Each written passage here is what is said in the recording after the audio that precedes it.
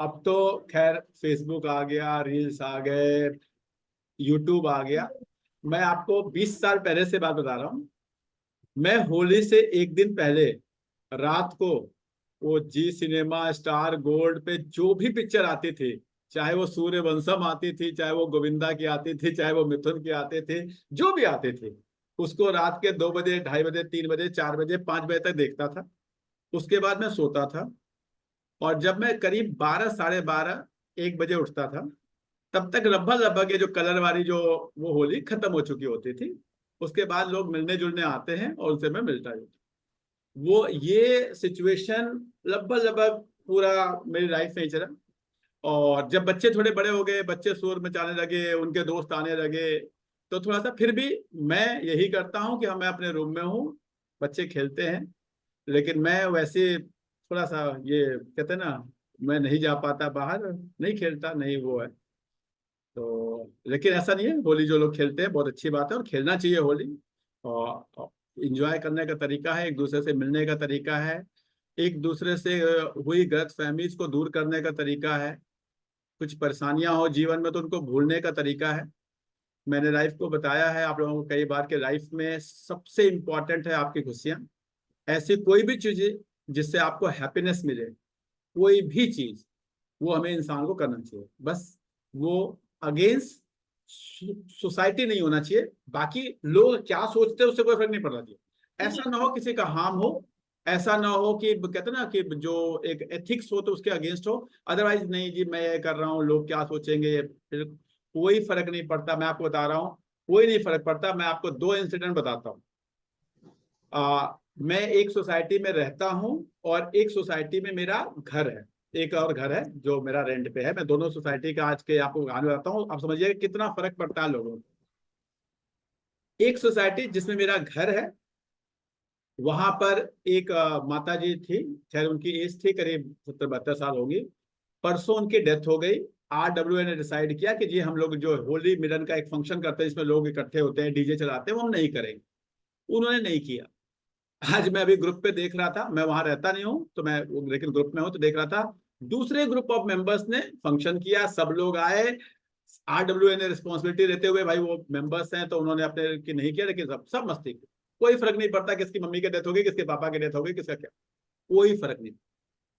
On the other hand, जिस society में मैं रहता हूँ, 10 दिन पहले एक छोटे से बच्चे का, 15-16 साल के बच्चे का डेथ हुआ था। तो लोगों ने डिसाइड किया कि उस गली में होलिका दहन होती है, वहां नहीं करेंगे, यहां करेंगे, और वहां करके आज खूब मस्ती फिर कर ली। तो इससे कोई फर्क नहीं पड़ता कि आपके लाइफ में क्या जा रहा है। मैं नहीं कह रहा, please, I am not saying anything कि उन्होंने गलत किया सही किया, मैं I am not going into that. I am telling into कि आपकी लाइफ में क्या हो रहा है, इससे दूसरों को कोई फर्क नहीं पड़ता, कोई फर्क नहीं पड़ता। प्लीज इन बातों से कि वो क्या सोचेगा, वो क्या कहेगा, वो क्या करेगा, इससे अपने लाइफ को खराब ना करें, तो आप लाइफ में बहुत आगे पहुंच जाएंगे, बहुत अच्छा पहुंच जाएंगे। अगर आप इन चीजों में पड़े रहेंगे कि वो क्या सोचेगा, कोई भी XYZ या सोसाइटी, पड़ोसी क्या सोचेगा, मामा क्या सोचेगा, नाना क्या सोचेगा, ये लाइफ को जीने का सबसे बेकार तरीका है। ऐसा कोई काम नहीं करना, ऐसा कोई काम नहीं करना जो एथिक्स के अगेंस्ट है। बाकी कौन क्या सोचता है उससे आपको फर्क नहीं पड़ना चाहिए, नहीं पड़ना चाहिए। ये this is my way of living, और मैं तो अपने जीवन को ऐसे ही जीता हूँ, और I am very happy with that. I am very happy with that. अगर बाकी you may be having other thought process, आप लोग में से बहुत सारे लोग हैं जिनका एक्सपीरियंस मुझसे बहुत ज्यादा है लाइफ का, तो अपना अपना तरीका होता है। लेकिन लाइफ को जीने का मुझे लगता है हर वो काम करना है जिससे भगवान के सामने जब खड़े हो तो आंख मिला के बात कर सके, मैंने कुछ गलत नहीं किया। शीशे के सामने खड़े हो तो आंख मिला के बात कर सके कि मैंने कुछ गलत नहीं। बाकी आप कुछ भी करें, दुनिया will not let you live, कि हाँ आप कुछ भी करें। आप होली बहुत खेलेंगे तो लोग कहेंगे देखो वो कैसे कीचड़ फेंक रहा था, और नहीं खेलेंगे तो लोग कहेंगे देखो क्यों नहीं खेल रहा था। तो वो जिसको कहना वो कहेगा, तो उसमें हमें नहीं जाना चाहिए। तो लेट्स स्टार्ट, आज एक नया दिन है। मैं चाह रहा था कि कुछ नया करें। नो डाउट नया तो मैंने आपको बताया, स्टॉक मार्केट में बहुत कुछ नहीं है, it is all about mindset. मैं दोबारा से आपके माइंडसेट को मेक करने की कोशिश करूंगा इस सेशन के थ्रू। मेरा हम्बल रिक्वेस्ट है कि आपके पास पेन पेपर होना चाहिए, आपका वीडियो ऑफ होना चाहिए। आज मैंने अपने एक टीम को काम दिया है, वो हर उन लोगों का वीडियो ऑफ, मतलब कनेक्शन वो हटा देगी जिसका वीडियो ऑफ होगा। तो मैं आप लोग को पहले अनाउंस कर रहा हूं, क्योंकि आज हमें एक दूसरे को देखना है कौन कितने लाल पीले काले नीले हैं। तो अगर आप में से किसी का रिमूव हो जाए जूम से, तो मेरी कोई गलती नहीं है, मेरे टीम के लोग लगे हुए हैं, वो कट दे लोगों को रिमूव करने में लग जाएंगे 2-4 मिनट के बाद। तो प्लीज मैं आप लोग को पहले इन्फॉर्म कर दे रहा हूँ। नो डाउट अगर आप रिमूव हो गए, अगर हो सकता है आप ऐसी परिस्थिति में हो कि आप अपना वीडियो ऑन ना कर सकें, तो आप रिमूव हो गए तो आप परेशान नहीं होना, वीडियो रिकॉर्ड हो रही है, यूट्यूब पे आ जाएगी, आप वहां से देख लेंगे। आज उन लोग को बैठने की जरूरत है जो पार्टिसिपेट कर सके। आपके पास एक पेन पेपर होना चाहिए, और अगर पेन पेपर है तो आज हम एक ऐसी थियरी को बारे में पढ़ने की कोशिश करेंगे, जानने की कोशिश करेंगे। ऐसा नहीं है कि नया कुछ है, लेकिन ऐसा क्या हो सकता है कि हाँ हम अपना जो रिस्क है, रिस्क प्रोफाइल को एफडी से कम रखे। मैं बार बार कहता हूँ रिस्क हमारा एफडी से कम या एफडी के बराबर हो, और हमारा जो रिटर्न हो वो एफडी से कम 3 गुना।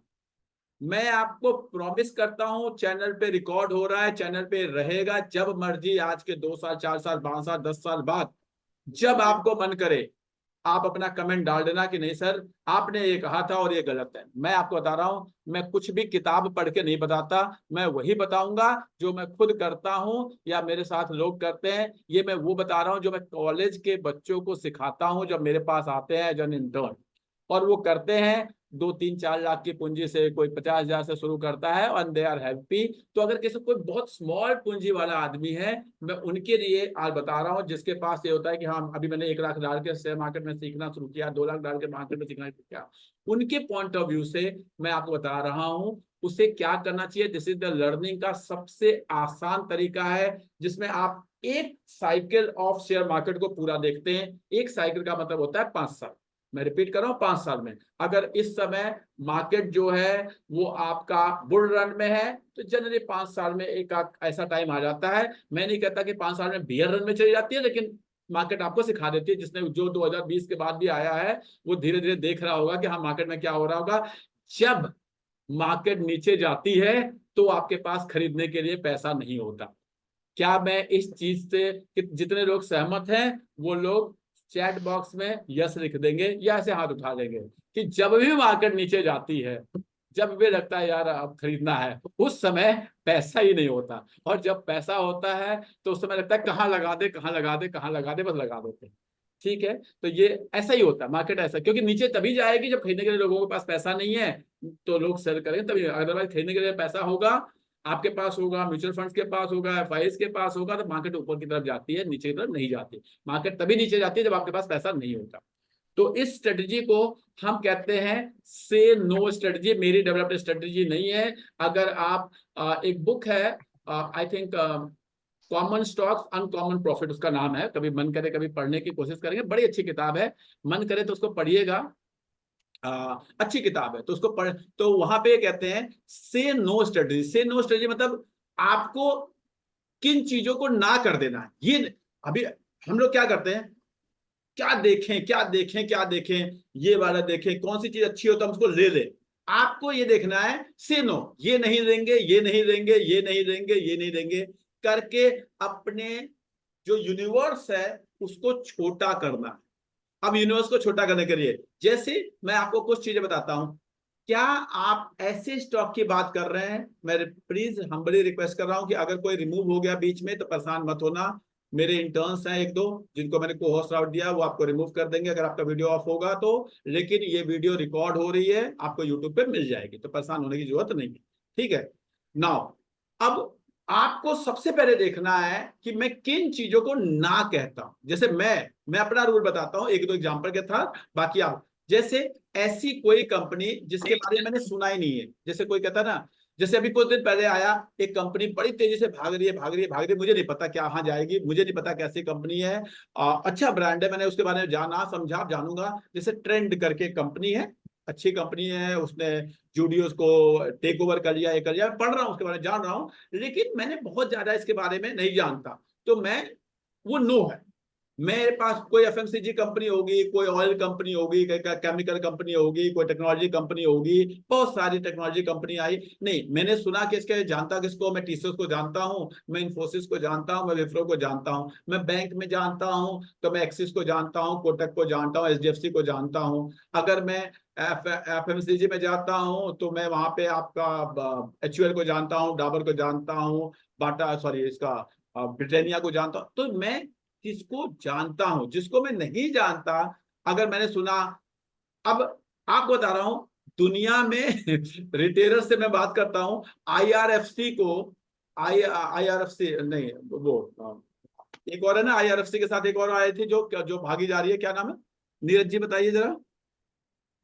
आरबी हाँ जी, आई IRDA नहीं, IREDA हाँ IREDA आई, हाँ, तो वो कंपनी एक्चुअल में फाइनेंसिंग कंपनी है, समझिए। वो कंपनी क्या करती है, लोन देती है। किसको लोन देती है, रिन्यूएबल एनर्जी को। रिन्यूएबल एनर्जी के प्रोजेक्ट्स पे जो काम करते हैं, जो भी कंपनियां काम करते हैं, उनको लोन देती है। लोन देने वाली कंपनी दुनिया में, जान लीजिए, दुनिया में उसका एक बेसिक मार्जिन हो सकता है कि मैं 7% पे लूं तो 8% पे दूं, 8% पे लूं तो 9% पे दूं। इसके सिवा वो कुछ कर ही नहीं सकते, वो कुछ नहीं कर सकते। रिन्यूएबल एनर्जी में कितना प्रॉफिट है उसका उस कंपनी से कोई लेना देना नहीं है। वो सिंपली एक बैंक है, एक समझ रहे, वो लोग कहीं से पैसा दे रही है, किसी को पैसा दे रही है, उसका केवल मार्जिन है। अब लेकिन लोगों ने रिन्यूएबल एनर्जी नाम उसके नाम के साथ लगा हुआ सोच के सोचा कि भाई साहब इसके अंदर पता नहीं क्या प्रॉफिट मार्जिन होगा, और उसको खरीद लिया शेयर को। ऑलरेडी वो शेयर बहुत नीचे आ चुका है, अब दोबारा वहां पे जाएगा नहीं आएगा मुझे नहीं पता, लेकिन वो जो पिछले 6 महीने चली है कि वो रिन्यूएबल एनर्जी नाम से चल गई। आप विश्वास नहीं करेंगे, जो लोग 90s में शेयर मार्केट में आए थे, उनको पता होगा कि लोग अपने कंपनी के नाम के आगे खाली .com लगा देते थे, .com। और उस .com की वजह से 200, 250, 300 कंपनियां आई और बची 4। बची आपकी टीसीएस, इन्फोसिस, विप्रो और एक और 4 कंपनियां बची, सब गई। तो प्लीज इस बात को समझिए कि किसी नाम के आगे, बहुत सारी कंपनियों के नामे डिफेंस और टेक और ये सब लगते जा रहे हैं। इसके चक्कर में केमिकल, अभी केवल आपको बता रहा हूं 4 साल, 2018, 17, 18 में XYZ chemical limited, chemical world लगा के पता नहीं कितनी कंपनियां आई, अब पता नहीं कितनी चली गई। और जो अभी भी कुछ आपको अपने लाइफ टाइम हाई से 40% नीचे दिख रही है और आपको लग रहा है वाह क्या है स्कोप है, पता नहीं वो दोबारा अपने लाइफ टाइम हाई पे कभी आएंगी कि नहीं आएंगी, क्योंकि लोगों ने उनको खरीदा किस प्राइस पे है, सोचा क्या है, केमिकल लगा हुआ। हो सकता है वो केमिकल इंडस्ट्री के लिए क्या करती है जी, केमिकल इंडस्ट्री में किसी को कहीं ट्रांसपोर्ट प्रोवाइड करती हो, तो भाई ट्रांसपोर्ट इंडस्ट्री का जो ग्रोथ होगा, अगर आपका ग्रोथ ज्यादा होना लगेगा, दूसरी ट्रांसपोर्ट कंपनी उसमें आ जाएगी, वो काम करने लगेगी। आपको इस बात को समझना पड़ेगा। अगर इरेडा को अगर ज्यादा मार्जिन होगा तो एचडीएफसी कहेगी यार हम ही इनको फाइनेंस कर देते हैं, दिक्कत क्या है। कहीं रूल में थोड़ा लिखा है कि उसको इरेडा ही फाइनेंस करेगा।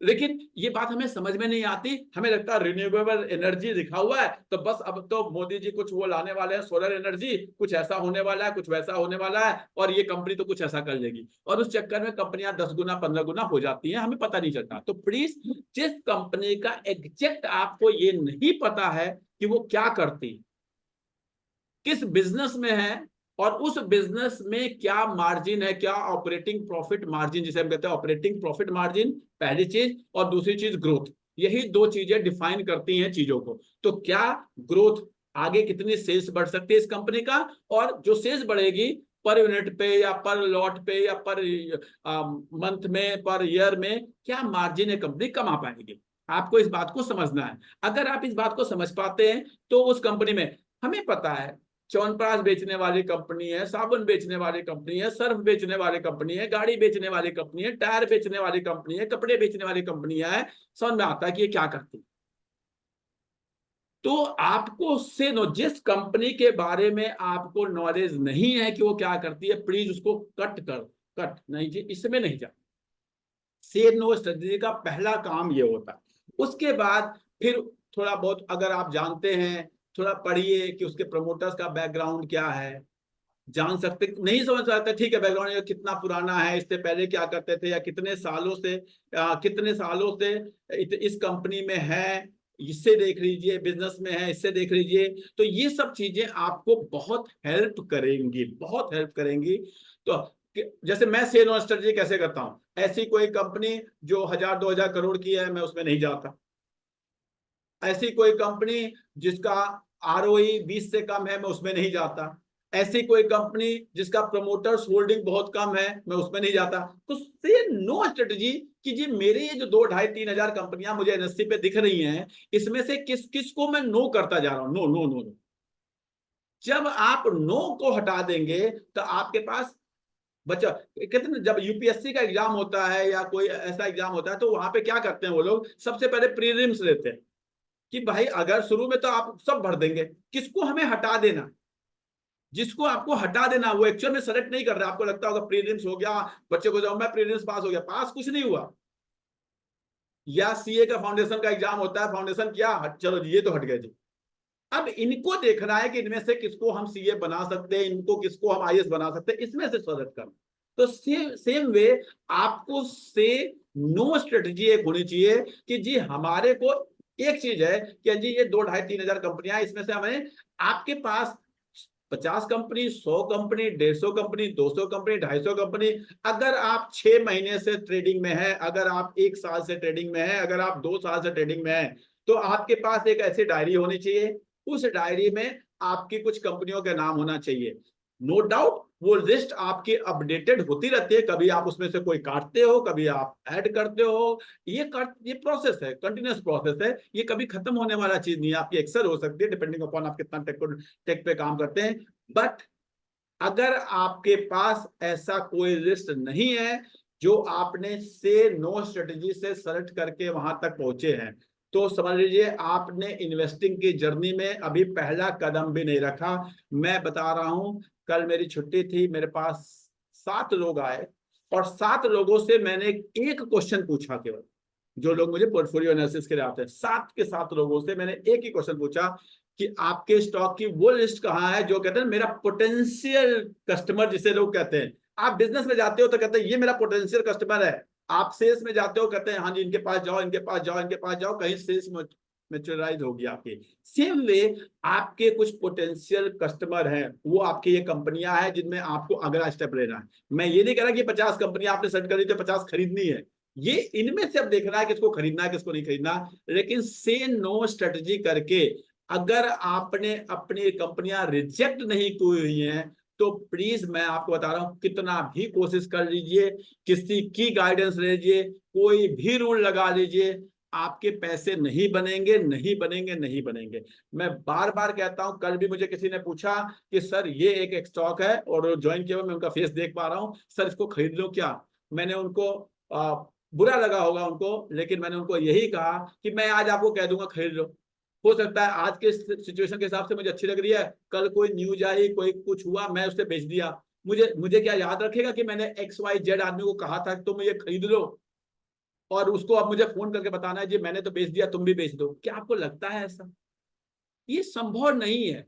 हम 10, 20, 50, 100, 200 लोगों की मेंटरिंग करते हैं, उनका हमने एक ब्रॉडकास्ट बना रखा है। उनके भी सिंपल से बता रहा हूँ, जो आज के 2 साल पहले एक पीएमएस में जुड़े थे, उनको भी बताया था कि आपको मैं कुछ सिखाने के लिए जोड़ रहा हूँ, आपको कुछ दिन के लिए जोड़ रहा हूँ, आपको जोड़ूंगा, अगर आप सीखने पे होंगे तो उतने समय में आप सीख जाएंगे, और फिर मैं हटा दूंगा। हटा दिया, मुझे रोज मैसेज करते हैं सर हमारे को रिन्यू कर दीजिए। और क्या मैंने कोई टिप्स देने के लिए आपको नहीं जोड़ा है? जो मेंटरिंग में जुड़े हुए हैं लोग, उनको भी बता रहा हूं, उनको मैंने कोई ऐसा ये नहीं कि हम भाई 1 साल के लिए मैंने उनको जोड़ा है। जोड़ा है इसका मतलब कि मैं उनको कुछ सिखाने की कोशिश कर रहा हूं। अब 1 साल में अगर आप नहीं सीख पाए तो आप कभी नहीं सीख पाएंगे। फिर अगर आप 1 साल में नहीं सीख पाए, इसका मतलब आप पूर्णतया टिप्स पे डिपेंडेंट होना चाहते हैं कि हमें टिप्स आता जाए हम खरीदते जाएं, हमें टिप्स आता जाए हम बेचते जाएं।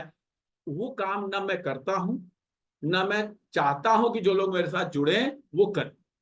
मेरे साथ वही लोग जुड़े जिसको सीखना है लाइफ में आगे बढ़ना। आगे बढ़ेंगे तो आप पैसा कमा, अगर आप कोई दुनिया में आपको पैसा कमा के नहीं दे सकता, ये दुनिया का सबसे बड़ा झूठ है कि कोई और आपके लिए पैसा कमा के दे। अगर कोई और आपके लिए पैसा कमा के देने वाला होगा तो उस इंसान को अनिल अंबानी, मुकेश अंबानी, अडानी, टाटा, बिरला ले जाएंगे, कहेंगे तू आजा मेरे लिए पैसा कमा, कहाँ इन लोगों के लिए पैसा कमा। वो आपके लिए मार्केट में नहीं बैठा होगा। प्लीज इस बात को समझने की कोशिश करें, इस बात को जान। मैं एक अध्यापक हूं, मैं एक टीचर हूं, मेरा काम है पढ़ाना, मैं पढ़ाता हूं।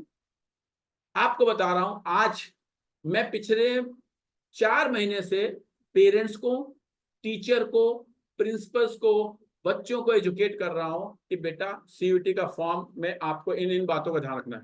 आज भी मैं आपको दिखाता हूं, अभी मेरे पास, अभी आपको जान के आश्चर्य होगी, आई डोंट नो, मैं पढ़ रहा हूं आपको जानने के लिए। Good evening sir, I got your reference from XYZ ma'am. मैं नाम नहीं पढ़ रहा हूं क्योंकि वो टीचर हो सकता है सामने हो। I wanted some information about CUT form since the last date is tomorrow, please let me know if we can talk today. मैं आज, ठीक है बच्चा है, मैं बात कर लूंगा अगर, लेकिन अगर मैं अवेलेबल नहीं हूं, आज होली है, दिवाली है, मेरे भी अपने, हो सकता है मैं बिजी हूं, क्या होगा? तो आपको अपडेट होना पड़ेगा as a teacher, as a बच्चा, एज ए पेरेंट। आप, कोई और आपके लिए वर्क नहीं कर पाएगा। मैं आप लोग को, बहुत सारे लोग जुड़े होंगे, मैंने एक प्रॉब्लम देखी है, आप लोग बता रहा हूं, अगर आप में से किसी का बच्चा 8वीं 9वीं 10वीं 12वीं में है तो प्लीज इंश्योर करें कि उसका आधार कार्ड पे, उसकी मार्कशीट पे और उसकी 12th की 10th की मार्कशीट और 12th की मार्कशीट पे नाम सेम हो, टाइटल स्पेलिंग सेम हो, और आधार कार्ड मोबाइल नंबर से कनेक्टेड हो जिसपे OTP आता है, आधार OTP जिसे हम कहते हैं। मैं बता रहा हूं, कम से कम 100 मैसेज मेरे पास आ गए, 100 से ज्यादा बच्चे रोते हुए पिछले 1 वीक में। केवल कुछ नहीं कर पाऊंगा मैं, और कोई कुछ नहीं कर पाएगा ऐसी परिस्थितियों में। तो आप लोगों को प्लीज, अगर आप लोग स्कूलों में हैं, पेरेंट्स हैं, बच्चे हैं, तो आप लोग को एक दूसरे को गाइड करना है, ये मैसेज स्प्रेड करना है कि लास्ट मोमेंट पे कोई कुछ नहीं कर पाएगा। उसी तरह ये शेयर मार्केट भी एक ऐसी चीज है, और कोई भी लाइफ पूरी ऐसी चीज है जिसमें हमें अपने आप को एजुकेट करना है, हमें जानना है, हमें सिचुएशन को समझना है, तभी हम पैसा कमा पाए। चलते हैं आगे। तो पहली चीज मैंने आपको बताया कि आपको से नो स्ट्रेटजी करके, आज जैसे कहते हैं ना, हम होलिका दहन के दिन सारी चीजें दहन कर देते हैं। आज डिसाइड करें कि जी ये छुट्टी है, आज मैं बैठा हूं, आज मैं अपनी एक लिस्ट बना के, मेरा एक व्हाइट बोर्ड है, इस व्हाइट बोर्ड पे लिख दूंगा कोई शेयर, पहले वो व्हाइट बोर्ड पे ऐड, मेरे पोर्टफोलियो में डायरेक्ट कोई शेयर ऐड होना ही नहीं चाहिए। अगर आपके पोर्टफोलियो में कोई शेयर ऐड होता है तो समझ लो आपको शेयर मार्केट आता ही नहीं है। सबसे पहले कोई शेयर आपके वॉच लिस्ट में ऐड होता है, वॉच लिस्ट जिसे हम कहते हैं, कि जब आपका एक आपकी डायरी हो सकती है, व्हाइट बोर्ड हो सकता है, एक्सेल हो सकता है, जिसमें आप उस शेयर को ट्रैक करना शुरू करते हो, उस शेयर के बारे में जानना शुरू करते हो, उस शेयर के बारे में पढ़ना शुरू करते हो। जिस इंसान ने किसी शेयर को, किसी भी शेयर को डायरेक्ट अपने पोर्टफोलियो में ऐड किया, इसका मतलब उसे शेयर मार्केट बिल्कुल नहीं आता। उसने कहीं पढ़ा, कहीं टीवी पे देखा, ऐड कर लिया, कहीं न्यूज़पेपर पढ़ा, इसको ये ऑर्डर मिला, ऐड कर लिया। वो हमेशा और हमेशा परेशान होता है। पहला चीज, अगर कहते हैं ना, जिसे कहते हैं गुरु मंत्र, अगर आपको लिखना है तो you have to add stock. एक पर्सन आए थे मेरे पास कुछ दिन पहले, बहुत अच्छे, मेरे को वो एक कॉफी मग दिया था उन्होंने। वो कॉफी मग में कुछ गर्म पानी डालते हैं तो लिख के आता है, बड़ा अच्छा उन्होंने उसके ऊपर वो मैच कराया था, तो लेकर आए थे वो। तो मैंने देखा, बड़ा अच्छा लगा मुझे। तो उनको, वो क्या करते थे, जो भी शेयर उनको खरीदना है वो एक शेयर खरीदते थे, एक यूनिट 200 रुपए की, 250 रुपए की, 500 रुपए की, एक यूनिट खरीद के बोलते थे सर मैं इसको 6 महीने 1 साल वॉच करता हूँ, मुझे थोड़ा उसको जानने का समझ। बेचते थे तो कहते थे कि मैं सब बेच देता हूँ लेकिन एक यूनिट छोड़ के देता हूँ। अगर मैंने 100 शेयर खरीदे हैं तो मैं 99 बेच देता था, एक रखता था, वो उसको ना मानता था, इसलिए कि मेरे बेचने के बाद उसमें क्या हुआ मैं जानता रहूं। बट अच्छा, this can be one strategy, I am not saying कि यू शुड बी डूइंग, मैं नहीं करता ऐसा, मैं ऐसा नहीं करता, लेकिन उनका स्ट्रेटेजी मुझे अच्छा लगा। ठीक है, तो आपका जिसे कहते हैं सो से नो स्ट्रेटेजी जिसे कहते हैं, उसके थ्रू आपको कुछ शेयर रिजेक्ट कर देते हैं, और कुछ शेयर ऐसे होने चाहिए जो आपके लिस्ट में बने, उनको आपको ट्रैक करना है, ट्रैक कि हाँ जी वो शेयर में सेल्स में क्या हो रहा है, प्रॉफिट में क्या हो रहा है, कंपनी में क्या न्यूज आ रही है। जब तक आप ऐसा नहीं करेंगे आप पैसे नहीं बना पाएंगे, नहीं बना पाएंगे, नहीं बना पाएंगे। उसको करने का, ट्रैक करने का कोई भी तरीका हो सकता है ना। उसके बाद जो दुनिया की सबसे पहली, ध्यान समझिए, जिसे कहते हैं टेक्निकल की, जहां से शुरुआत हुई, जिसे लोग कहते हैं टेक्निकल थ्योरी, टेक्निकल सीखना है मुझे, बहुत सारे लोग कहते हैं टेक्निकल सीखना है। दुनिया का जो पहला टेक्निकल थ्योरी था और दुनिया का जिसे कहते हैं मोस्ट एक्सेप्टेड टेक्निकल थ्योरी है, वो है डीएमए। मैं रिपीट कर रहा हूं, दुनिया की पहली, गूगल कर किताब पढ़ना, जितनी किताब आप पढ़ सकते हैं, शेयर मार्केट की जितनी किताब पढ़ सकते हैं, स्टार्ट करिए इंटेलिजेंट इन्वेस्टर, जिसे आप बाइबल लोग कहते हैं, वहां से स्टार्ट करिए, कोई भी किताब पढ़ जाइए। जिस टेक्निकल थियरी की लोग बात करते हैं शेयर मार्केट में, शुरुआत जो हुई है वो हुई है आपके डीएमए से।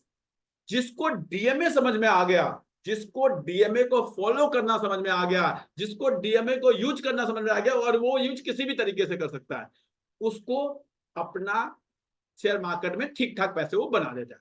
नाउ डीएमए पे हम बहुत बार बात कर चुके हैं, आज मैं फिर बात करूंगा डीएमए को कैसे सबसे आसान तरीके से यूज किया जाता है, जो मैं करता हूं। जो लोग मुझे जानते हैं वो बहुत अच्छी तरह जानते हैं कि मैं मेरे 80% 90% ट्रेड डीएमए के बेसिस पे होते हैं। तो बहुत डीएमए इज द मतलब first criteria which I use in my trade stock. तो डीएमए जिसको समझ में आ गया कि डीएमए को कहां यूज करना है, कैसे यूज करना है। अब बार बार बताता हूं, डीएमए दो तरह से ट्रेड होता है। पहला, डीएमए का मतलब डेली मूविंग एवरेज। आपको एवरेज प्राइस देखना। एवरेज प्राइस 10 दिन का अलग होता है, 20 दिन का अलग होता है, 50 दिन का अलग होता है, 100 दिन का अलग होता है, 200 दिन का अलग होता है। डिफरेंट तरह के डीएमए होते हैं। जनरली जब बहुत शॉर्ट टर्म में देखना है तो हम 10 दिन वाला देखते हैं, शॉर्ट टर्म में देखना है 20 दिन वाला देखते हैं, मीडियम टर्म में देखना है 50 दिन का देखते हैं, लॉन्ग टर्म में देखना है 200 दिन का देखते हैं, वेरी लॉन्ग टर्म में देखना है तो 300 या 500 दिन का भी देख सकते हैं, डिपेंडिंग, अगर किसी को लगता है कि मुझे ऐसा स्टॉक खरीदना है जो मुझे लाइफ भर रखना है, तो जनरली वहां पे 300 दिन का डीएमए या 500 डीएमए जो है आप देख सकते हैं, अगर वैसा कोई मिले तो उस तरह का आपको रहेगा। मैं रिपीट कर रहा हूं, वेरी शॉर्ट टर्म ठीक है यार, खरीदना बेचना करता है 10 दिन, शॉर्ट टर्म 20 दिन, मीडियम टर्म 50 दिन, लॉन्ग टर्म 200 दिन, वेरी लॉन्ग टर्म तो 300 दिन देख लो, 350 दिन देख लो, 500 दिन देख लो, डिपेंड करता है कौन सा कितने दिन का आप एवरेज देखना चाहते हो ना। अब डीएमए देखते समय दो चीजें बहुत इंपॉर्टेंट होती है कि क्या आप मोमेंटम ट्रेडर हो या आप वैल्यू ट्रेडर हो। मैं फिर बता रहा हूं, आप मोमेंटम ट्रेडर हो या वैल्यू ट्रेडर हो। मोमेंटम ट्रेडर वो होता है, वो कहता है कि जो घोड़ा दौड़ रहा है उस घोड़े पे मैं भी सवार हो जाऊंगा, जहां तक घोड़ा दौड़ेगा मैं भी उसके साथ साथ दौड़ूंगा, कुछ पैसे बना लूंगा। लेकिन इस तरह की ट्रेड में उस इंसान को आना चाहिए जो इंसान जनरली मार्केट को क्लोजली वॉच करता है। मैं नहीं कहता स्क्रीन पे बैठा रहता है, क्लोजली वॉच करता है क्या हो रहा है, कैसे हो रहा है। जैसे मैं आपको बता रहा हूं, अभी मेरे पास एक मित्र आए, उनको मैंने बताया था रिलैक्सो, आपको दिखा दूंगा मैं आपको, पिछले वीक में एक दिन में रिलैक्सो 140 रुपए ऊपर गया। देखिएगा स्क्रीन पे आज जाके आप लोग, एक दिन में 800 का शेयर 950 चला गया, और उसी दिन में 950 सब फिर कहीं 820 825 पे आके बंद हो गया। क्या आपने उस दिन देखा? अगर मैं मोमेंटम ट्रेडर हूं तो जब मेरा 800 का स्टॉक 950 गया, मैं कट दे बेच कर निकल गया होता, दोबारा मोमेंटम को वेट करता।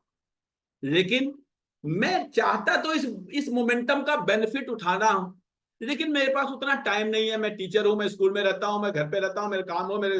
तो अगर आप उस तरह के ट्रेडर नहीं हैं तो आपको कभी भी गलती से भी मोमेंटम ट्रेड में नहीं घुसना चाहिए, क्योंकि अगर 800 का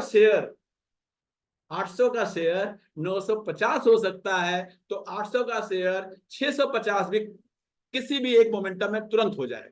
अगर आप मोमेंटम ट्रेडर हैं तो ये आपको ध्यान रखना, मोमेंटम ट्रेड उसी के लिए होता है जो मार्केट को क्लोजली वॉच कर सकता है, क्लोजली वॉच कर सकता है। जैसे स्कूल में बच्चों को पढ़ाया जाता है कि बेटा अगर आप 10 घंटे 12 घंटे टेबल पे बैठ के पढ़ाई कर सकते हो तो आपको नीट की तैयारी करना चाहिए। लेकिन अगर आप नहीं कर सकते, आप एक अच्छे बच्चे हो जो कि आप एक्टिविटी बेस्ड पढ़ाई करना चाहता है, आप कहीं कॉमर्स में चले जाओ, मे बी सब कॉर्पोरेट में जाके अच्छा काम, इसका मतलब इस एक बच्चा जो 8 घंटे बैठ के नहीं पढ़ सकता, इसका मतलब वो कहीं से नहीं कि वो खराब बच्चा है। गलती होती है कि हम कहते हैं वो खराब बच्चा है। नहीं जी, वो 4 घंटा पढ़ता है। बाकी बाकी चीजें वो जो है वो एक्टिविटीज को कर करके कुछ चीजें सीखता है। एक दूसरा बच्चा है जो कि पढ़ पढ़ के सीखता है, तो अलग सीखने का स्टाइल है। These are different learning styles, you have to accept. ऐसा ना हो कि वो बच्चा 4 घंटे पढ़ता है बाकी 4 घंटे टीवी देखता है या रील देखता है। अगर वो ऐसा नहीं करता, वो अगर कुछ चीजों के डिफरेंट, वो क्रिकेट खेलता है, वो पार्क में जाता है, बास्केटबॉल खेलता है, दोस्तों से मिलता है, that is a good way of learning in life. तो सेम वे, अगर आप मोमेंटम ट्रेडर नहीं है, और मोमेंटम ट्रेडर कब नहीं है, जब आप क्लोजली मार्केट को वॉच नहीं कर सकते। जैसे मुझसे कोई पूछे कि क्या मैं मोमेंटम ट्रेडर हूं, बिल्कुल नहीं हूं। क्यों नहीं हूं? कल सुबह मैं बैग उठा के एक स्कूल में जाऊंगा, वहां मैं लेक्चर दे रहा हूँ, मेरा फोन ऑफ होगा, मैं कैसे देखूंगा जी? अगर मैं लेक्चर के दौरान मैं फोन देखूंगा तो एक अलग सिचुएशन होगी। तो मैं मोमेंटम ट्रेडर नहीं हूं, ना मैं मोमेंटम ट्रेड करता हूं। और मैं, जबकि मुझे पता है कि मुझसे ज्यादा लोग भी सुबह 7 बजे स्कूल जाते हैं, सीबीएसई की ड्यूटी देते हैं, 3-3 घंटे के लिए फोन ऑफ होता है, फिर भी वो करते मोमेंटम ट्रेड है। तो प्लीज अपने पोटेंशियल को समझने की कोशिश करिए। आप एक ऑफिस में है, आपके ऑफिस में बॉस आता है, आप उसके साथ मीटिंग में बैठ जाते हैं, आप फोन को देख भी नहीं पाते हैं, और आप कहिए नहीं जी मैं तो मोमेंटम ट्रेड कर लूंगा सर, मेरे पास टाइम बचता है। टाइम बचे हुए टाइम में मोमेंटम ट्रेड नहीं किया जाता।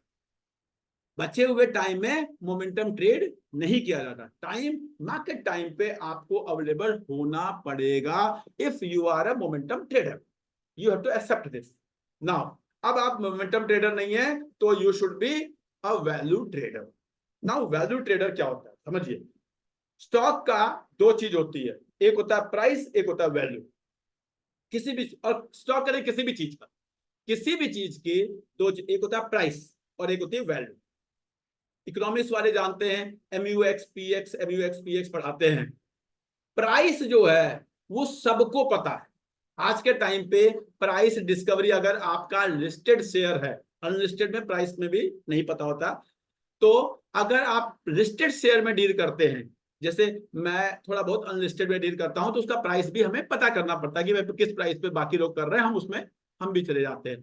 ठीक है, तो लेकिन आप लोग जो अभी ट्रेडिंग में आए हैं, सीख रहे हैं, नए हैं, तो उनके लिए बता रहा हूं। तो अगर आपके पास लिस्टेड शेयर है तो प्राइस सबको पता है। कभी भी गूगल करो, आप स्किनर पे जाओ, मनी कंट्रोल पे जाओ, एनएससी पे जाओ, बीएससी पे जाओ, प्राइस पता है इस शेयर का प्राइस क्या है। Price is known to everyone. Value you have to find, value you have to find, इस शेयर की वैल्यू क्या है।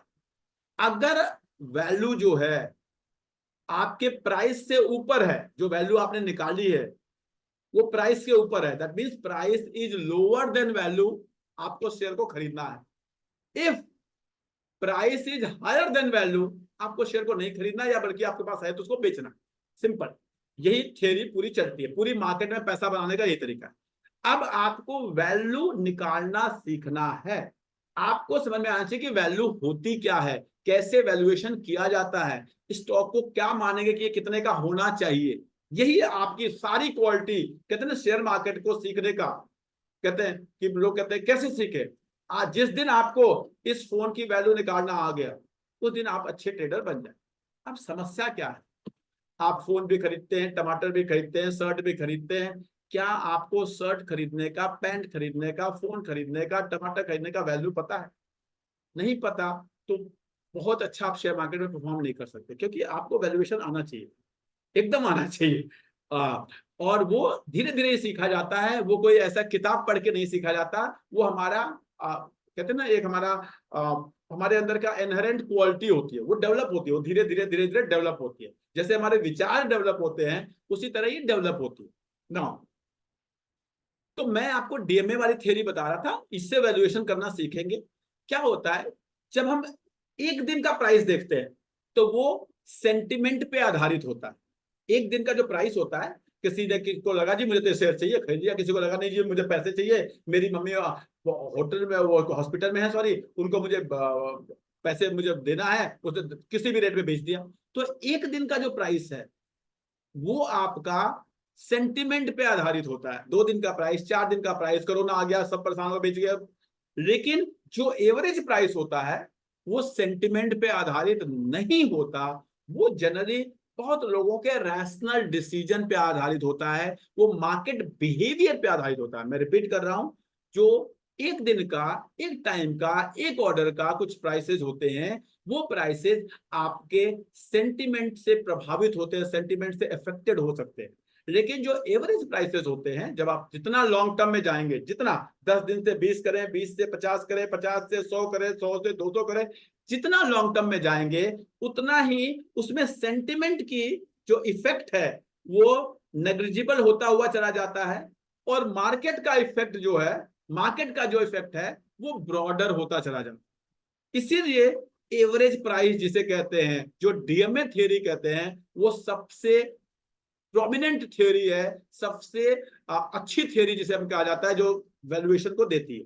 तो इस जितना लंबा टाइम का आप एवरेज लेंगे उतना ही सेंटिमेंट उसमें, उसकी वैल्यू कम होती चली जाएगी, उसका जो इफेक्ट है उस प्राइस के ऊपर वो कम होता चला जाएगा, और जो actual behaviour of the company है वो उसमें ज्यादा दिखने पड़ेगी, because decisions taken by a group is assume to be better than decision taken by individual. ये माना जाता है। ये आप अगर आप किसी मीटिंग में बैठते होंगे, देखते होंगे, आप स्कूल में है, मैं मान के चल रहा हूँ maximum of you are working in school, तो प्रिंसिपल बैठती है, प्रिंसिपल कई बार डिसीजन वो सबको बुलाती है, हाँ जी अच्छा हमें ये करना, बताओ कैसे करना। एक कोई कोऑर्डिनेटर बोलता है, कोई हेडमिस्ट्रेस बोलता है, कोई टीचर बोलता है, सब कहते हैं अच्छा चलो ऐसे नहीं ऐसे कर लेते हैं, तो दे टेक डिसीजन। तो whenever decision is taken by a group is assume to be a better decision as compare to और डिसीजन टेकन बाय इंडिविजुअल। कई बार होता है हम किसी एक पर्टिकुलर चीज को ध्यान नहीं देते, इग्नोर कर देते हैं एक पर्सन, लेकिन जब 5 लोग बैठ के डिसाइड करते हैं तो उन चीजों को हम याद करें। मैं ये कह रहा कि जब 5 लोग कहेंगे तो एकदम सही डिसीजन लेंगे, हो सकता है उसमें, लेकिन 5 की जगह 10 हो जाएंगे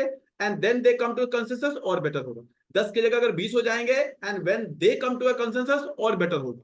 तो जितना बड़ा ग्रुप होता जाता है उतना ही, और उनमें अगर कंसेंसस हो गया तो वो बेटर डिसीजन होगा। सेम हैपेंस कि जब हम 10 दिन से 20 दिन, 20 दिन से 50 दिन, 50 दिन से 100 दिन, 100 दिन से 200 दिन पे जाते हैं, और वहां पे जो प्राइस निकल के आता है which is called as average price, which is assumed daily moving average, average price जो होगा वो बेटर माना जाता है, वो एवरेज कंसेंसस से निकला हुआ प्राइस होता है।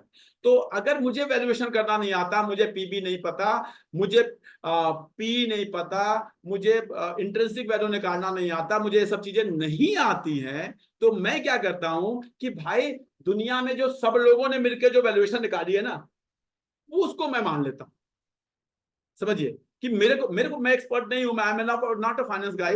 क्यों ये डीएमए थ्योरी सबसे इफेक्टिव थ्योरी हुई, कि ये माना गया कि जब सबने मिलकर कहा चलो जी अच्छा यहां से चल रहे हैं। आपने कई बार देखा है, बारिश होती है, सड़क पे पानी भर जाता है, तो हमें समझ में नहीं आता हम गाड़ी कैसे चले।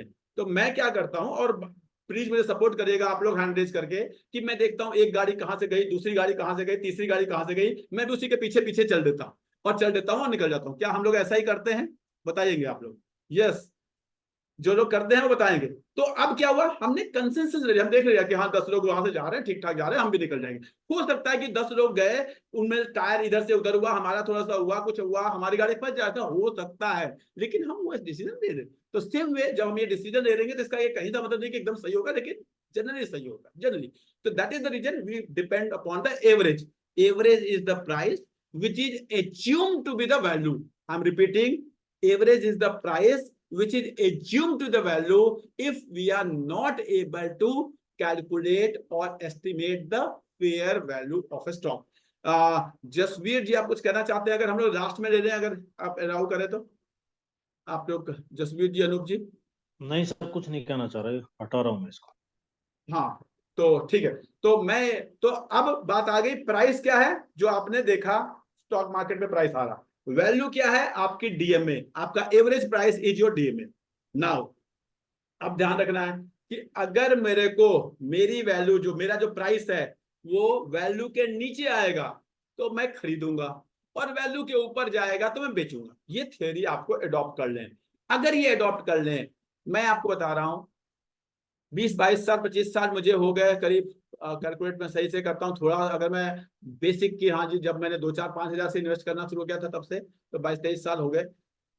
ठीक ठाक पैसे बनते हैं, इतने पैसे बनते हैं कि आज मैं कुछ ना करके भी भगवान के दया से ठीक ठाक हूं। मैं बिल्कुल नहीं कहता मैं अमीर हूं, मैं कभी नहीं कहता, लेकिन भगवान की दया से इतना है कि हाँ लाइफ चल जाएगी, बच्चे पढ़ लेंगे, रिटायरमेंट हो जाएगा, बस यही चाहिए लाइफ में, और क्या चाहिए। अगर आपको कुछ अंबानी अडानी बनना है तो उसके लिए तो काम करना पड़ेगा, मेहनत करना पड़ेगा, बैठ के घर पे ऐसा कुछ कोई थ्योरी नहीं है जिससे आप अंबानी अडानी बन जाएंगे। वो भी बेचारे सुबह उठ के मेहनत करते हैं, तो वो आपको समझना पड़ेगा ना। ठीक ठाक पैसे कमाने का, जो आपके पास कैपिटल है उसको ठीक ठाक ग्रो करने का तरीका, ठीक ठाक का मतलब मैं फिर बता रहा हूं कि आपका रिस्क जो है, क्योंकि कैपिटल का ग्रोथ, लोग हमेशा ग्रोथ की बात कर रहे हैं, अगर आपने रिस्क ले लिया तो आपका कैपिटल जाके जाके कहीं कैसीनो में 10-10 रुपए वाली टिकट खरीद रही है सारे पैसे का, उसमें से कोई एक भी निकल गया कि 1 करोड़ का, तो आपका काम हो जाएगा। लेकिन रिस्क कितना है वो आपका एस्टिमेट, तो रिस्क मैं बता रहा हूं, जब मैं बात करता हूं आपसे, तो risk will be less than FD and return will be at least 3 times of FD. तो आज के डेट पे अगर एफडी का रेट 7% है तो आपका रिस्क जो होगा उससे कम होगा, और रिटर्न जो होगा वो 18-20% होगा, जिस थ्योरी की मैं बात कर रहा हूं। नाउ वो कैसे काम करती है, मैं ले जाता हूं आपको सीधे स्क्रीन पे। चलिए जी, मैं कुछ नहीं करना है, अगर आपने अपने, I hope you all can see my screen, अगर आपने अपने स्टॉक्स को आइडेंटिफाई कर रखा है तो सिंपली देखना है कैसे करना है। जैसे मैं आपको बता रहा हूँ, एक स्टॉक का मैं आज नाम ले लूंगा, होली का दिन है, मैं चाहूंगा कि मैं आपको होली गिफ्ट दे दूं, आज मैंने वो स्टॉक इस वीक में खरीदा है, और नाम इसलिए नहीं ले रहा हूं कि आप जाके कल उसको खरीदें, please my humble request, no not at all. मैं आपको इसलिए दे रहा हूं कि आप उस स्टॉक को अगले 10 दिन, 15 दिन, 6 महीना, 1 साल फॉलो करें और देखें कि ये स्टॉक कैसे परफॉर्म करता है। अगर करता है, हो सकता है ना भी करे, कोई बड़ी बात, मैं बिल्कुल नहीं कह रहा कि मैं जो स्टॉक कहता हूँ सारे परफॉर्म करते हैं, पोर्टफोलियो परफॉर्म करता है, दैट्स ओके। तो मैं एक स्टॉक मैंने खरीदा, मैं उसका दिखने जा रहा हूं यहाँ पे,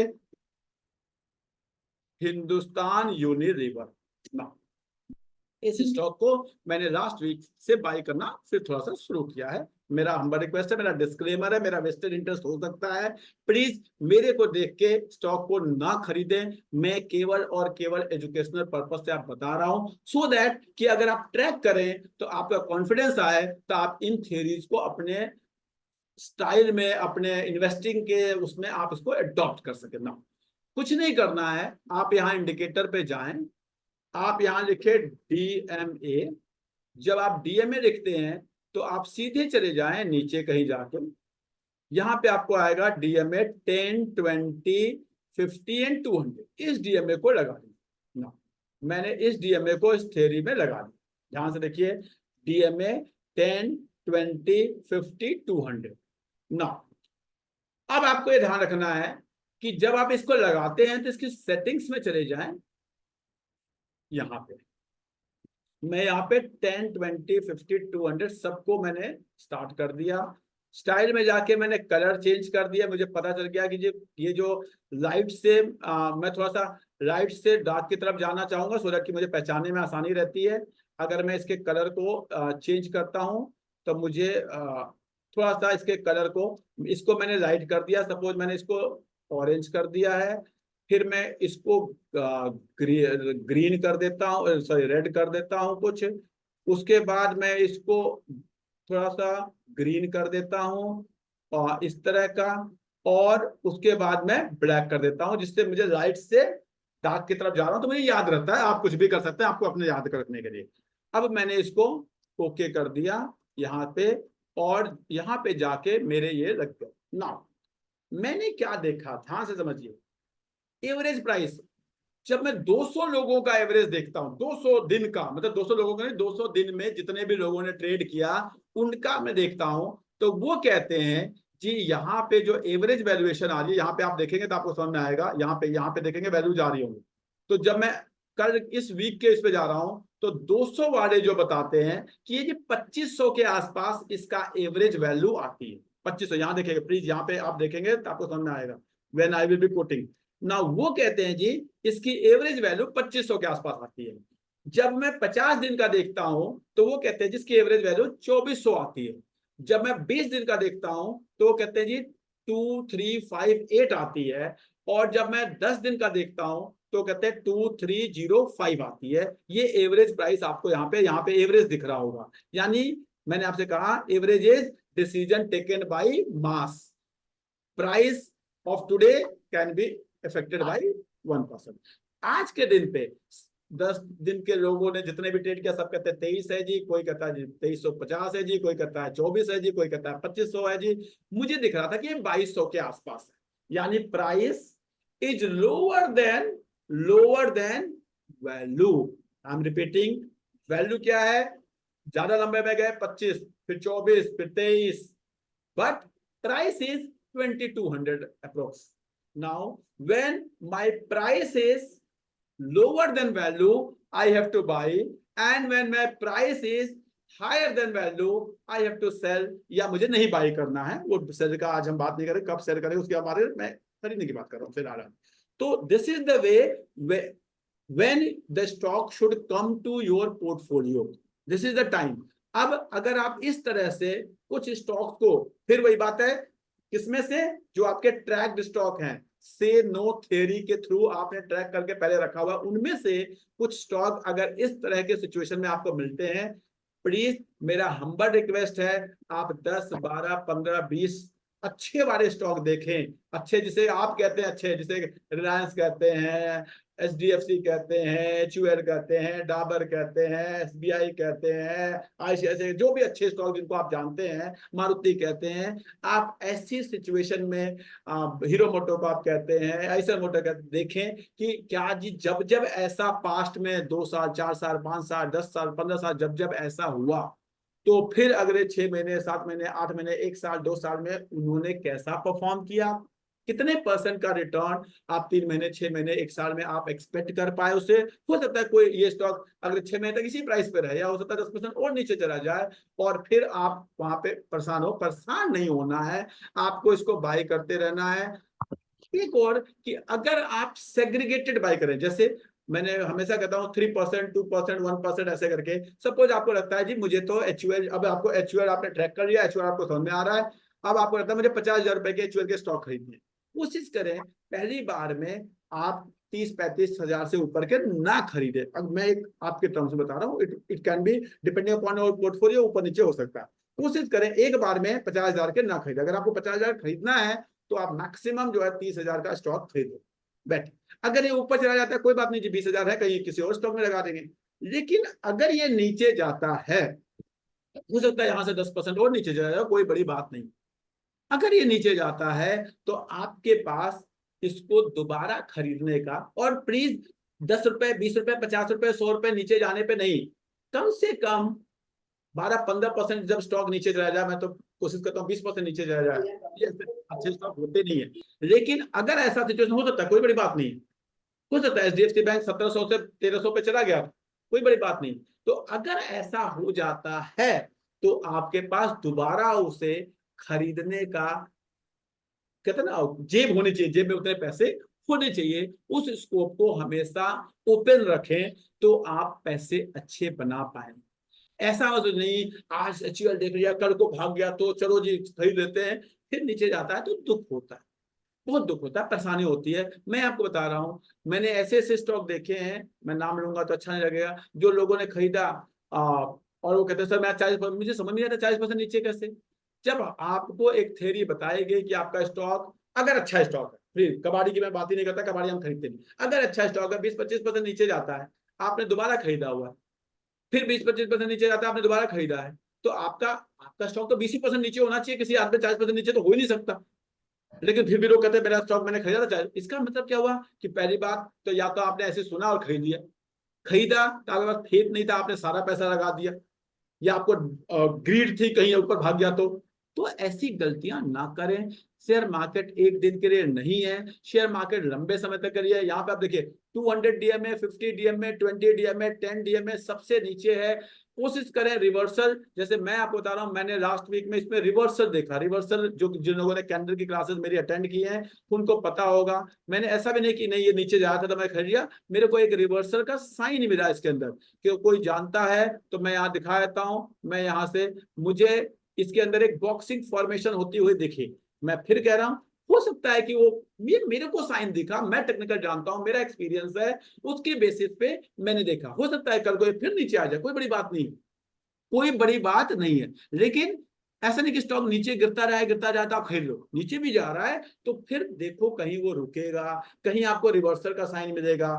मुझे यहाँ पे बॉक्सिंग फॉर्मेशन, जो लोगों ने कैंडल की क्लास अटेंड की है उनको पता होगा कि मुझे एक बॉक्सिंग फॉर्मेशन दिखा, एक रिवर्सल का साइन दिखा। कहते ना, एक पेशेंट बेड पे था, उसके अंदर थोड़ा सा उसके थोड़े आंखें उसने झपकाई कुछ उसका, तो थोड़ा सा दिखा मुझे, तो मुझे लगा कि हाँ जी अब थोड़ा सोचा जा सकता। Then I only entered into the stock. Now वो रिवर्सल का साइन कैसे दिखा?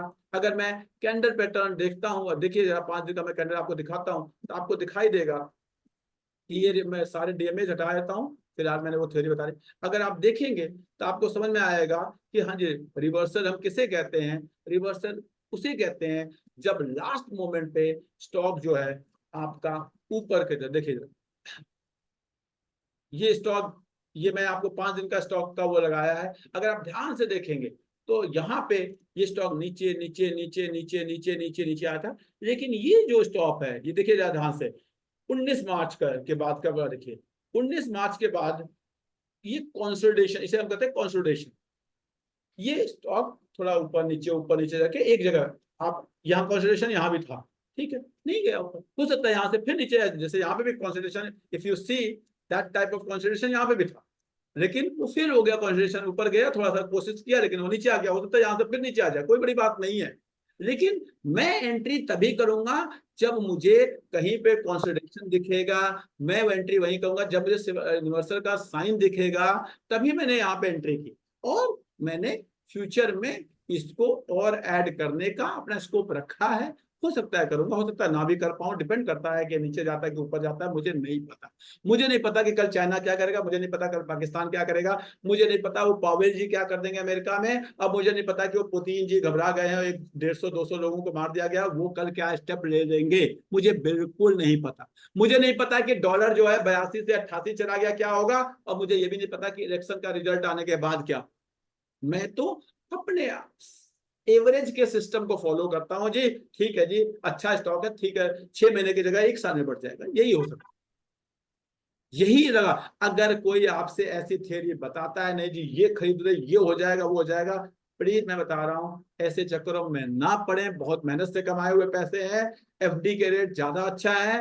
अगर आपको नहीं समझ में आता एफडी करके छोड़ दें, होली का दिन है, दिमाग बना लें, अगर सीखना है, अगर लालच नहीं करनी है, अगर थोड़ा सा मेहनत करना है, लंबे समय तक इसको कहते हैं ना एक अपना दिनचर्या का पार्ट बनाना है, तो ही आपका स्टॉक मार्केट आपके पास होना चाहिए। अगर आप कोई, प्लीज मैं बताऊंगा, मैं रोज देखता हूँ टीवी पे यहाँ पे वहां पे इतने स्कैम आते हैं, इतना वो आता है, लेकिन लोग नहीं मानते, क्या करेंगे, नहीं मानोगे।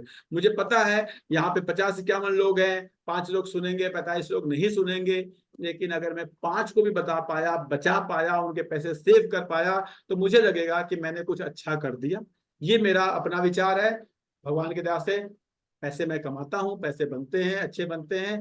अगर 5 लोग आप में से, 2 लोग आप में से कुछ सीख जाएंगे और दुआएं देंगे, बार बार मैं कहता हूं, आपकी ग्रोथ में, आपके डेवलपमेंट में, आपके आगे बढ़ने में सबसे जो इम्पोर्टेंट फैक्टर है वो लोगों की दुआएं होती हैं। अगर लोग आपके बारे में अच्छा सोचते हैं आप आगे ग्रो करेंगे। अगर लोग आपके बारे में बुरा सोचते हैं पता नहीं कैसा इंसान, तो आप कुछ भी कर लीजिए, आप कभी आगे नहीं बढ़े, कभी आगे नहीं बढ़ेंगे। लोगों में कौन आता है? लोगों में आपके गाड़ी की सफाई करने वाला आता है, लोगों में आपका ड्राइवर आ सकता है, लोगों में आपके घर में काम करने वाली दीदी आ सकती है, लोगों में आपके स्कूल में है तो कोई ऑफिस बॉय हो सकता है। आप जब ऑफिस में एंट्री करते हैं, आप मुस्कुराते हुए उस ऑफिस बॉय को गुड मॉर्निंग बोलिए, आपका लाइफ अच्छा हो जाएगा। मैं आपको बता रहा हूँ आपका life, this is my thought process, I may be wrong, but मेरे जीवन जीने का तरीका यही है। करके देखिए, खुशियां मिलती हैं। Thank you very much everyone for joining. मेरा सेशन यहाँ खत्म होता है। आपके कुछ क्वेश्चंस है तो मैं लूंगा, जरूर लूंगा। मैं चाहूंगा कि आप हैंड रेज करें, कैमरा ऑन करें, फीडबैक जरूर दें, और फिर हम अकॉर्डिंगली आगे बढ़ें। भावना जी कुछ कहना चाहती हैं? पहले हम भावना जी से स्टार्ट करते हैं। Good evening, sir. Happy Holi. Thank you, happy Holi. बताइए। Sir, I just wanted to ask कि जैसे हम डीएमए के प्रोसेस पे जाते हैं and we purchase stocks below 20 और प्राइस के बीच में। तो जैसे फॉर एग्जांपल HUL हमारा गया ऊपर, इवन इन्फोसिस भी ऊपर गया, अब इन्फोसिस नीचे आ गया है, तो ये हम लॉन्ग टर्म स्टॉक्स को फिर हम ठीक रखें है, या बड़ा ही फिर? अच्छा क्वेश्चन है, बड़ा ही। देखिए, जब आप स्टॉक खरीदते हैं उसी समय आपको एकदम क्लियर पता होना चाहिए कि आपको बेचना कब है।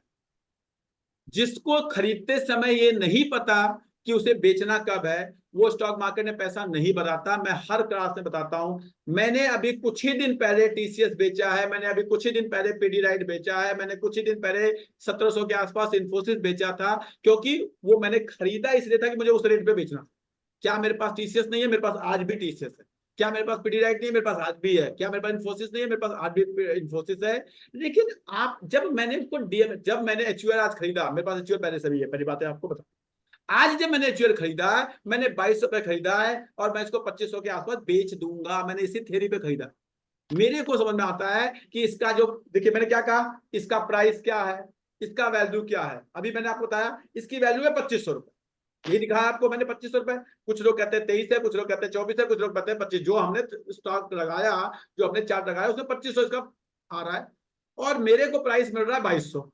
तो मेरे को जब ये 2500 के आसपास आएगा मैं उसको बेच दूंगा। अगर मेरा ये लाइफ लॉन्ग वाला, देखिए जब तक आपको स्टॉक खरीदते समय पता नहीं है कि ये स्टॉक आप, अगर आप आज 2200 पे खरीद रहे हो, आपको 10 साल रखना है, तो आपको सोचना नहीं है कि 2500 गया, फिर 2400 आ गया, फिर 25, वो तो करेगा। स्टॉक ऐसे ही चलता है। अगर मैंने इन्फोसिस खरीद के रखा हुआ है कि हाँ जी ठीक है 10-12 साल बाद देखेंगे क्या करना, तो फिर इन्फोसिस अभी गया था 1300 से 1400 से 1700 गया, 1700 से फिर 1500 आ गया, फिर 1700 गया। क्या होता है हमारे अंदर ना, ग्रीड आता है। अगर हम 1700 पे बेच देते तो फिर हम 1500 पे खरीद लेते। लेकिन अगर हम 1700 पे बेच देते और हमें रखना था इसको 10 साल, वो 1700 से 1800 की तरफ चला जाता, तो फिर वो ग्रीड उल्टा, अरे हमने बेच दिया, अब ऐसा हो गया। तो प्लीज आप खरीदते समय अगर आपने 1700 पे माना है मुझे बेचना, तो बेच दीजिए। उसके बाद वो कहां जाता है मैं आपको बताता हूँ एग्जाम्पल। मैंने, जो लोग उससे जुड़े हुए हैं उनको पता है, मैंने कुछ 7,000 के आसपास में मारुति खरीदा। मैंने 9,200 9,400 में मारुति बेच दिया। काम खत्म। मुझे वो रेट समझ में आता था, मैंने बेच दिया। मारुति वहां से 11,000 चला गया। काम मैं क्या करूं जी, मुझे क्या लेना देना, मारुति कहीं भी जाए। मेरा प्राइस क्या था? 7,000। मेरी वैल्यू क्या थी? 9,000। मैंने 7,000 में खरीदा, मैंने 9,000 में बेच दिया। काम खत्म। I should be happy with that. दिक्कत कहां आती है कि अगर आपने 9,000 में नहीं बेचा, वो नीचे आ गया, आप परेशान। आपने 9,000 में बेच दिया, वो 11,800 चला गया, आप परेशान। तो अगर इस तरह की परेशानियां हम लेंगे तो जीवन में परेशान रहेंगे। खरीदते समय डिसाइड करें मुझे किस प्राइस पे बेचना है। अनलेस अनटिल कोई एडवर्स सिचुएशन आ गया, कुछ वैसा आ गया, तो कहीं भी बेच देंगे। अदरवाइज मेरा ये प्राइस है, ये प्राइस आएगा, मैं बेच दूं। काम खत्म। उसके बाद वो कहां जाता है मुझे कोई मतलब नहीं। जैसे मैं आपको क्या बताता हूँ, आप लोग को जानने के लिए, नॉलेज के लिए, प्लीज, मेरे पास HDFC के इतने शेयर हैं जो मुझे जीवन भर रखने हैं। मुझे नहीं पता मेरा बेटा क्या करेगा उसका, मुझे नहीं पता मेरे बेटे का बेटा क्या करेगा, मुझे नहीं पता। ये उसी तरह है जैसे मेरे दादाजी ने कभी गांव में खेत खरीदे थे। मेरे दादाजी की डेथ हो गई, अब मेरे पिताजी देखते हैं उनको। मेरे पिताजी नहीं रहेंगे तो मैं देखूंगा, मैंने, वो रहेंगे जी, पड़े रहेंगे, मुझे नहीं पता। हो सकता है किसी पुस्त को, किसी मेरी आने वाले किसी पीढ़ी को पैसों की जरूरत हो जब, तो कभी उसको बेच देंगे, अदरवाइज कोई उसको देखने वाला भी नहीं। ठीक है जी, वो सोजाबंदी पे हम लोग दे देते हैं, वो कुछ पैसे आ जाते हैं, काम खत्म। वो किसी कोई सेम वे HDFC के शेयर पड़े। लेकिन HDFC का शेयर मुझे 2,000 का दिखता था और मुझे अभी कुछ दिन पहले 1,300 में दिख रहा था। मैंने उसको खरीद लिया। मुझे पता है जिस दिन ये जो मैंने एक्स्ट्रा खरीदे हैं, वो जिस दिन ये 1,800, मैंने उसकी वैल्यूएशन निकाली हुई, मैं आपको 1,800 कुछ रुपए, 56 रुपए, 1,850 रुपए के आसपास, जिस दिन वो जाएगा, उस दिन मैं वो वाली क्वांटिटी जो मैंने खरीदा है इसी पर्पज के लिए, इसी DMA को देख के, इसी वैल्यूएशन को देख के, वो मैं बेच दूंगा। उसके बाद वो 1,800 से 2,000 जाए, 3,000 जाए, 4,000 जाए, 5,000 जाए, या 1,800 से दोबारा 1,600 चला जाए, मुझे कोई फर्क नहीं पड़ता। तो please we have to be irrelevant for our thoughts, कि हमें उस स्टॉक मूवमेंट हमारे लिए नहीं जी। हमारा एक टेक्निक है, you to use the technique. दिमाग नहीं लगाना, टेक्निक यूज करना है। टेक्निक कहते हैं इस वैल्यूएशन पे आया खरीदा, इस वैल्यूएशन पे आया बेचा, काम खत्म। आई होप सब भावना जी मैं समझा पाया। यानी स्ट्रैटेजी यही है कि 5% से ऊपर वाला खरीदो तो उस चीज के लिए हाँ, बेच खरीदो, दो, वरना कोई दिक्कत 5% अपने नहीं। इफ पास यू रखो। कैन हैव कि हाँ जी हर 5% में बेच दोगे, काम खत्म। जी जी, जब मैंने ट्रेडिंग करके खरीदा 5% आया, मैंने बेच दिया, काम खत्म। देन थोड़ा और ढूंढना पड़ेगा आपको। Saurabh ji, your question please. Sir नमस्कार। नमस्कार। सर ये HUL के बारे में भी डिस्कस आपने किया था, इसमें आइसक्रीम बिजनेस इसका न्यूज आई है कि जो है इसका स्पिन ऑफ हो रहा है 7500 करोड़ रुपए का। हाँ जी इसका क्या मतलब इफेक्ट सर, आएगा स्टॉक के अंदर? डीमर्जर होने के बाद क्या होगा, एक्स्ट्रा शेयर मिलेंगे कुछ ना कुछ। मैंने तो आज तक सुना नहीं कि कुछ खराबी हो, किसी शेयर के डीमर्जर के बाद कुछ नुकसान होता हुआ था, IDFC बैंक वगैरह में हुआ था, देखेंगे। लेकिन सर, मर्जर हो डीमर्जर हो, SDFC का मर्जर हुआ तो नुकसान हो गया HUL का डीमर्जर हो रहा है तो नुकसान हो रहा है। तो क्या रिलायंस का डीमर्जर हुआ था, रिलायंस जैसे जियो निकला था, रिलायंस के शेयर नीचे आने लगे, जियो भी नीचे आ गया था। आपको पता होगा जो प्राइस पे 265 पे था, 200 पे आ गया था सब। उसके बाद अचानक दोनों भाग गए। तो प्लीज आपको ना इस पूरे एज ए होल कंपनी देखिए, आपको वैल्यू समझ में आती है तो खरीदिए। भाई डीमर्जर होता क्या हो, 2 टुकड़े हुए तो हो जाएंगे।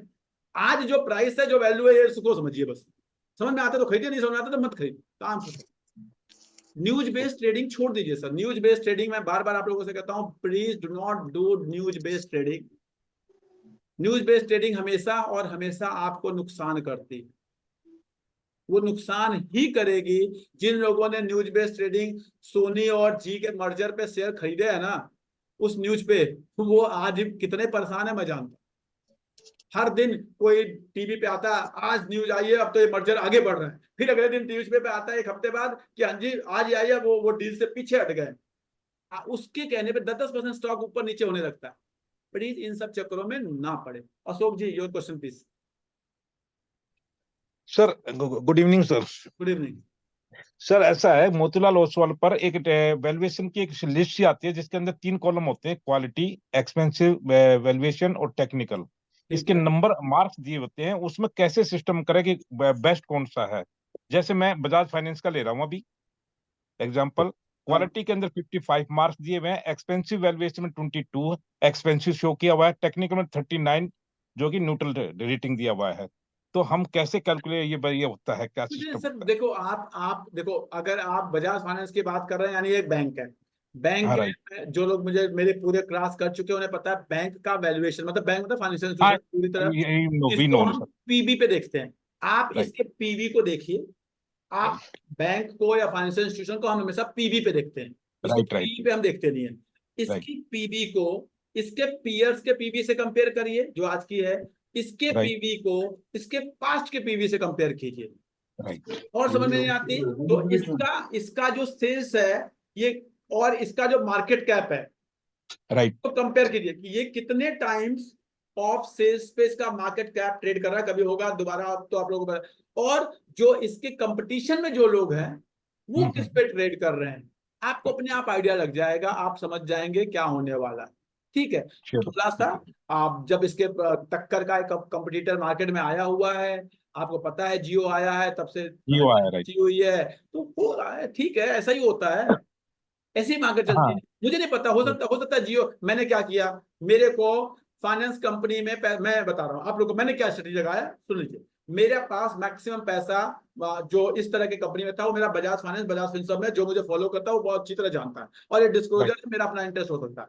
जब जियो आया तो मुझे लगा यार कंपटीशन में आ गया, अब क्या होगा, सिचुएशन क्या हो सकता है, या तो बजाज फाइनेंस जैसा करता था वैसा ही करता रहे, या राइट जियो की वजह से जियो अच्छा कर जाए, बजाज फाइनेंस थोड़ा खराब कर जाए, या ऐसा तो नहीं बंद हो जाएगा, ऐसा बिल्कुल नहीं होगा। नाउ राइट मैंने क्या किया, सपोज मेरे को 100 रुपए लगाए थे, मैंने 30-40 रुपए बजाज फाइनेंस वाले जो पैसे लगाने थे वो मैंने जियो में भी लगा दिए। अब जियो अच्छा करेगा तो ठीक है, बजाज फाइनेंस अच्छा करेगा तो ठीक है, दोनों राइट राइट अच्छा राइट करेंगे तो ठीक है, एक एवरेज करेगा, एक बहुत अच्छा करेगा तो ठीक है। मैंने बताया ना, अपने हमेशा ध्यान रखिए, सिचुएशंस को एवरेज की थ्योरी पे बदल दीजिए। पूरी सिचुएशन को एवरेज थ्योरी से क्या फर्क पड़ता है मुझे बताइए। जियो खराब करेगा तो बजाज नहीं फाइनेंस अच्छा करेगा, बजाज फाइनेंस राइट राइट खराब करेगा तो जियो अच्छा करेगा। तो राइट राइट राइट एवरेज की थ्योरी पे जितना डिपेंड करेंगे उतना अच्छा रहेगा। नो डाउट एवरेज के थ्योरी पे आपका पैसा 10 गुना 20 गुना नहीं होगा, आपका पैसा 15-18% से ही CAGR से ग्रो करेगा। लेकिन are you happy with that? I am happy with. Sir मैं राइट। ठीक है। Doctor thank Sumit Gupta. You sir. Sir आपने जिस स्ट्रेटेजी पे ये HUL बताया है उसी पे SFL शीला फॉर्म्स लिमिटेड भी फॉलो कर रहा है उसको। सर अगर आपको शीला फॉर्म्स कंपनी समझ में आती है, आप जानते हैं क्या करती है, अच्छा करती है, तो आपको उसका बिजनेस का पता है, उसके प्रमोटर्स का पता है, उसके कंपटीटर्स का पता है, उसके पास का पता है, जाइए। हो सकता है नहीं मेरे मेरे रडार पे ना हो, मेरे लिस्ट में ना हो, आप अगर ट्रैक करते हैं, जानते हैं, तो जाइए, क्या दिक्कत है? वो नहीं आपका। नहीं आपने पहले ट्रैक किया हुआ है इसको, हाँ, तो बस मैंने जस्ट बताया मैं, ना, फिर अगर मैं हाँ अभी कुछ इंफॉर्मेशन के बोलूंगा, लिए मैंने आपको मैंने, शेयर किया। देखिए, जब मैं HUL जैसी कंपनी बोलता हूँ तो मुझे पता है कि HUL जैसी कंपनी में, ठीक है, समझ में आता है कि कोई मुझे जाके आज के 10 साल बाद भी मुझे कहते ना, ये नहीं कहेगा ये कहाँ फंसा दिया। इसीलिए मैं कोई छोटी कंपनी बोलने से पहले 4 बार जानता हूं। मुझे पता है, रोज मेरे पास मैसेज आता है, सर राजेश एक्सपोर्ट का क्या करें, रोज आता है मैसेज। क्या करें जी, मेरे भी पैसे पहले मैं, अगर आपने राजेश एक्सपोर्ट खरीदा है, मेरी कोई बात सुन के कभी सुना, तो प्लीज समझने की कोशिश कीजिए, राजेश एक्सपोर्ट मेरे पास भी है, मेरे भी जो नुकसान आपको हुआ होगा मुझे भी हुआ होगा। और मुझे पता है कि अगर मैं स्टॉक मार्केट में 25 शेयर खरीदूंगा तो 2 शेयर नीचे जाएंगे, जीरो होने के लिए मैं तैयार हूं उसके लिए। आप तैयार नहीं है तो मैं क्या कर सकता हूं इसमें, बताइए। आपको लगता है मैं 25 शेयर खरीदूंगा, 25 के 25 15% से आगे बढ़ेंगे, ये तो आपके थॉट पर। 15% से सारे नहीं बढ़ेंगे, कुछ उसमें से 25% से बढ़ेंगे, कुछ उसमें से 30% से बढ़ेंगे, कुछ उसमें से 10% से बढ़ेंगे, और कुछ उसमें से 20% से घटेंगे। आपका पोर्टफोलियो जो है वो आपका 15-18% से आगे बढ़ेगा। ये अगर आपको समझ में आती है तो स्टॉक मार्केट आपको समझ में आता है। अगर ये बात आपको नहीं समझ में आती, प्लीज माय हम्बल रिक्वेस्ट, आज छुट्टी का दिन है, किसी भी म्यूचुअल फंड का शेयर उठा के देख लीजिए, 10 साल का, 5 साल का उसका ट्रैक रिकॉर्ड देखिए। वो 5 साल में आप तो ये तो देखते हो कि 5 साल में इसका परफॉर्मेंस कैसा हुआ। म्यूचुअल फंड का परफॉर्मेंस देखते हो, उसमें कौन कौन से शेयर हैं। 50, कोई भी एक म्यूचुअल फंड उठा लीजिए और उसके 50 शेयर का 5 साल का परफॉर्मेंस देख लीजिए, आपको आइडिया लग जाए। जब म्यूचुअल फंड मैनेजर जो कि फाइनेंस का एक्सपर्ट है, जिसका रोज का यही काम है, और उसका नहीं, उसके अंदर 50 लोगों की टीम बैठी हुई है, वो ऐसा करता है, आप सोचते हो कि नहीं आप इतने एक्सपर्ट बन जाओगे कि आप जो शेयर खरीदोगे सबके सब ऊपर चले जाएंगे। तो यहाँ पे सोच में थोड़ी, मैंने कहा सोच को चेंज करेंगे तो हम ज्यादा खुश रहेंगे। Thank you very much everyone for joining. Holi का दिन है, मैं चाहूंगा आप लोग अपने परिवार के साथ होली बनाएं। सेशन कैसा लगा ग्रुप पे जरूर लिखेंगे, फीडबैक जरूर लिखेंगे, यही आपकी तरफ से मेरे लिए होली का गिफ्ट होगा। Thank you everyone. Thank you sir. Thank you so much.